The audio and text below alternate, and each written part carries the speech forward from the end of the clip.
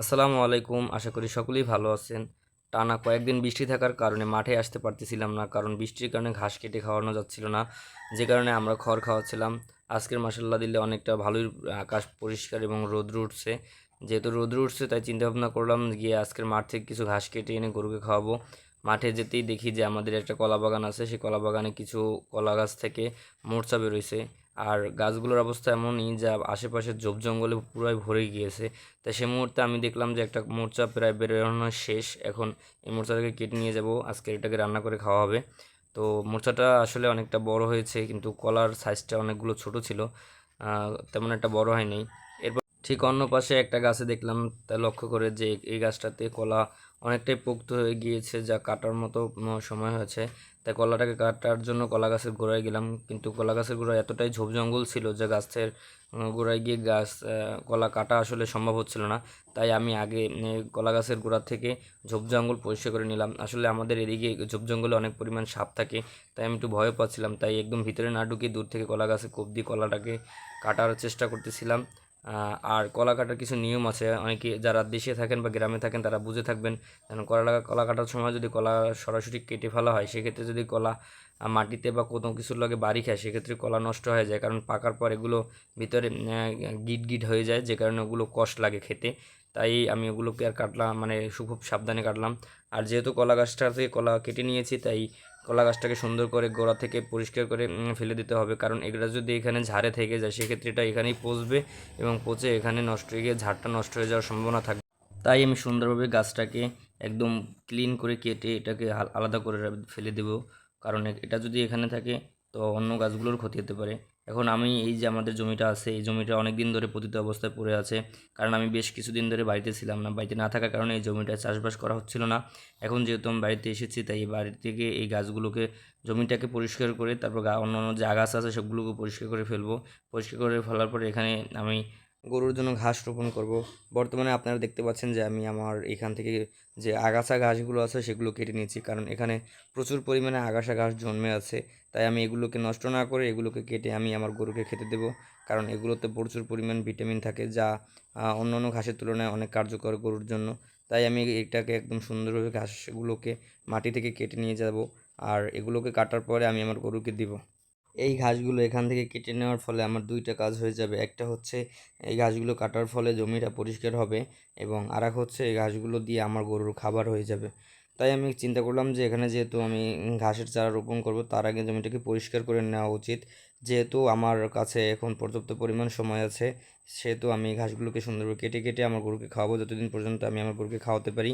যখন জমিটা পরিষ্কার করা হয়ে যাবে, তখন আমি এই জমিটাকে ভালো করে চাষ দিয়ে তারপরে এই যে যারা ওয়ান বা নেপিয়ার ঘাসগুলো আছে ওটা আমি এখানে লাগিয়ে দেবো। আমাদের এখানে যে অন্যান্য জমি আছে, অন্যান্য জমির তুলনায় আমাদের এই জায়গাটা কিছুটা উঁচু, কারণ এখানে পানি জমে না। তাই আমি চিন্তা ভাবনা করেছি যে আমি এখানে যারা এক যে ঘাসটা আছে সেটা লাগিয়ে দেবো। কারণ আমি, আপনারা জেনে থাকবেন যে আমি একটা জমিতে কিছু পরিমাণ যারা ওয়ান ঘাস লাগিয়েছিলাম, কিন্তু এর সবচেয়ে দুঃখের বিষয় হচ্ছে যে ওখানে কিছু ঘাসের আছে বেঁচে আছে, আর বাকি বেশিরভাগ ঘাসই মরে গিয়েছে। কারণ ওটা একটা নিচু জমি ছিল, যেহেতু ওখানে পানি জমে তাই ঘাসগুলো পচে গিয়েছে। তাই আমি চিন্তা ভাবনা করেছি যে এখানে আমি এখন আস্তে আস্তে সম্পূর্ণ জায়গাটা পরিষ্কার করে নিব। বিগত দিনে আমি যেই জমিটাতে আমার যারা এক হাইব্রিড ঘাসটা রোপণ করেছিলাম, সেটার ভিডিও আমার চ্যানেলে দেওয়া আছে, কিন্তু ওই ঘাসগুলো 3 ভাগের 2 ভাগ ঘাসই প্রায় পচে গিয়েছে। তাই আমি চিন্তা করেছি এখানেই এখন আমি যারা ওয়ান হাইব্রিড ঘাসটা রোপণ করব।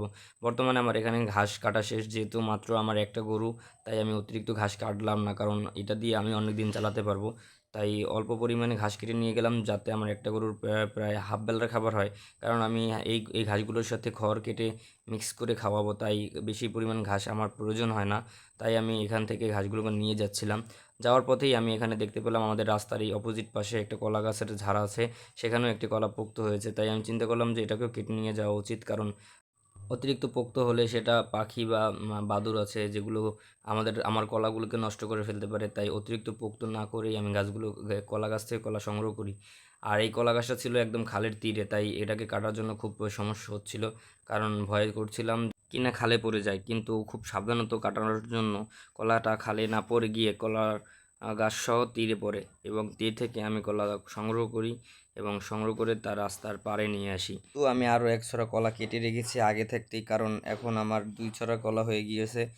আর ওই কলা ছড়া আছে বর্তমানে ক্ষেতের মধ্যে, এখন ওই কলা ছড়া আনতে যেতে হবে। এখন ওখানে কলাসহ আরও 2টা মোর্চাও রয়েছে, যে মোর্চাগুলো আমি কিছুক্ষণ আগেই কেটেছিলাম। আর এই কলাসহ এখন বাড়িতে নিয়ে যাব।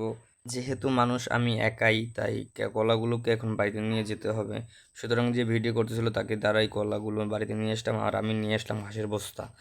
তো অনেক দিন যাবৎ আমার গরুগুলো কাঁচা ঘাস না খাওয়ার কারণে গরুগুলোর শরীরের অবস্থা খুব খারাপ অবস্থা। তাই আমি প্রতিদিন আমার গরুগুলোকে দানাদার খাদ্য এবং কাঁচা ঘাস দেব। ইনশাল্লাহ গরুগুলোর স্বাস্থ্য আবার আগের ন্যায় ফিরিয়ে আসবে। আর যেহেতু আমার 2টাই গরু, মানে একটা গরু এবং একটা বাছুর, আর অন্য কোনো গরু নেই, আমি এই 2টা গরু দ্বারা আবার চেষ্টা করব যে আস্তে আস্তে ফার্মটাকে বড় করার জন্য।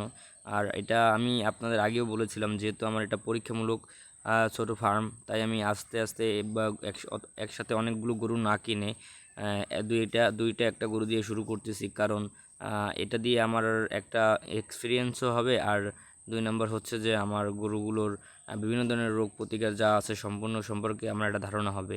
তাই আজকের ভিডিওটা এই পর্যন্তই। সকলে আমার জন্য দোয়া করবেন এবং আমার গরুগুলোর জন্য দোয়া করবেন, যাতে আমার গরুর ফার্ম আমি আমার স্বপ্নের ন্যায় বড় করতে পারি।